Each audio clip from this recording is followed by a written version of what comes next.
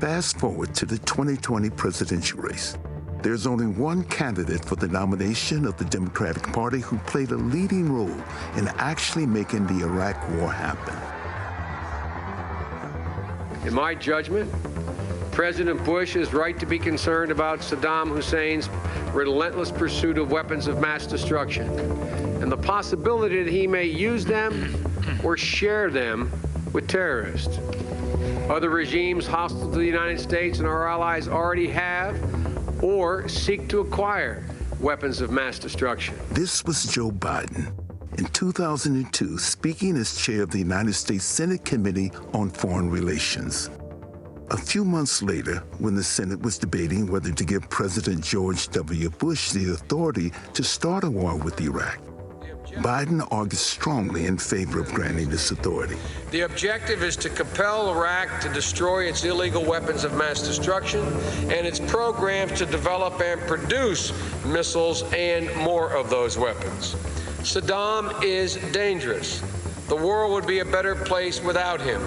But the reason he poses a growing danger to the United States and its allies is that he possesses chemical and biological weapons and is seeking nuclear weapons. And unlike my colleague from West Virginia and Maryland, I do not believe this is a rush to war. I believe it's a march to peace and security. I believe that failure to overwhelmingly support this resolution is likely to enhance the prospects that war will occur. Joe Biden did so much more than vote for the war.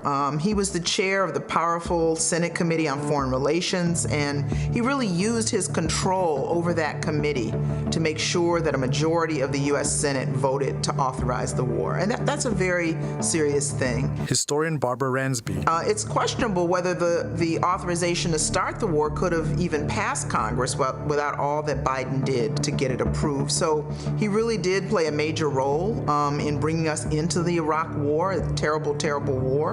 And this was much more responsibility. He bears much more responsibility than many other senators who simply voted for it. Of course, the statement about chemical, biological, and nuclear weapons were false. And many experts already concluded this at the time of the Senate hearings, but Biden didn't allow these experts to testify. That's really significant. As chair of the Foreign Relations Committee, Biden was able to control the Senate debate on the war, and therefore much of the information that most senators received and that major media outlets reported was really distorted. There were other Democrats in the Senate who wanted to put limits on Bush's ability to start a war in Iraq.